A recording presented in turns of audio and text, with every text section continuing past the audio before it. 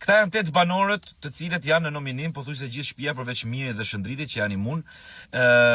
Them drejtën mbrëm më la një mbres eliminimi i Stenaldos, sigurisht urime Mateos, po Stenaldo merdi keq që iku sepse ishte një ngjyrë ndryshe e shtëpisë, ishte një personazh me cili mund të flitej, mund të bëje debat dhe pa u ofenduar. Por në atë shtëpi u bë ofendimi rrug, kështu që edhe Stenaldo nuk i shpëtoi ndonjëherë dhe këtyre fjalëve ofenduese. Nëse ajo që të bën përshtypje është tjetra që kur humbet, pasi Stenaldo humbi, të gjithë ishin me Stenaldon. E kupton sa keq që iku, sa keq se pash dhe shumë komente, po e kemi vesne. Domethënë kur je në pushtet, po themi, kur je brenda, je i keq, je kështu me radhë, duhet ikësh. Pastaj kur del nga aty, thu sa keq, bësh viktima dhe bëhemi me të. E kemi vesnë këtë, e bëjmë dhe në politikë.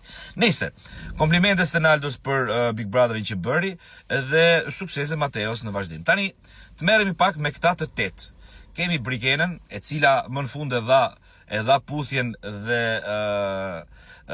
po nuk e ndjeu, që është e vërteta, ishte e detyruar nga duar trokitjet studio dhe nga presioni që u bë nga studio për ta dhënë atë puthje, por nuk e ndjente për ta bërë, kjo është pak po e sigurt.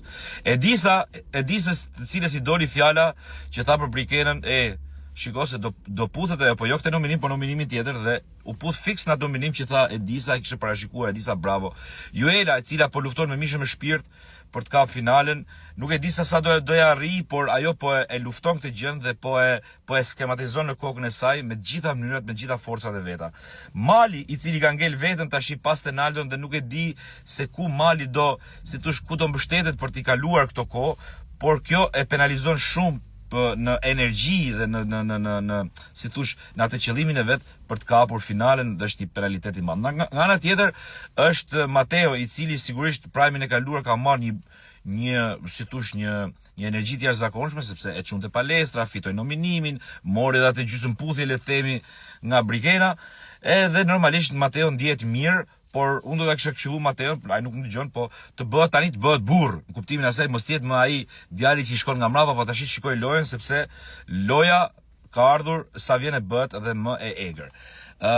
Kjo Nicole për mendimin tim është më e rrezikuara, sepse Nicole edhe vetë ajo nuk e kupton për çka ka hyrë në shtëpi, sepse nuk më duket shumë e përshtatshme për këtë Big Brother, të paktën për këtë sezon Big Brother. Nicole për mua është jashtë fare.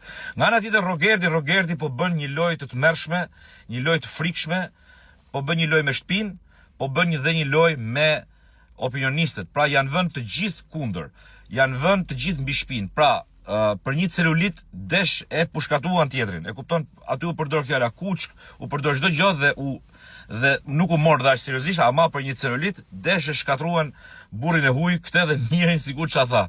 Nëse ajo që unë verete Rogerti nuk ja bën syri tërë, dhe unë mendoj që një banor i tillë nuk ka qenë ndonjëherë në Big Brother që të luftojë në këtë formë me opinionistët pa e ça kokën fare se ata mund t'i kthehen kundër. Dhe kjo është një gjë që e karakterizon Rogertin, dhe në fund ditës loja vetë është mirë keq, loja vetë publiku vendos.